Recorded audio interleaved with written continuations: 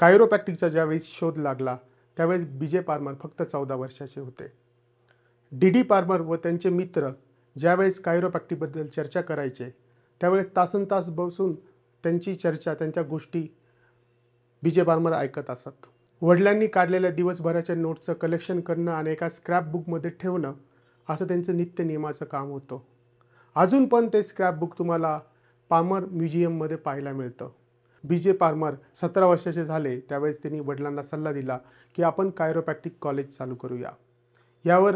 या बोलण्यावर त्यांचे वडील संतप्त झाले आणि ते म्हणाले, इट्स आवर फॅमिली सिक्रेट.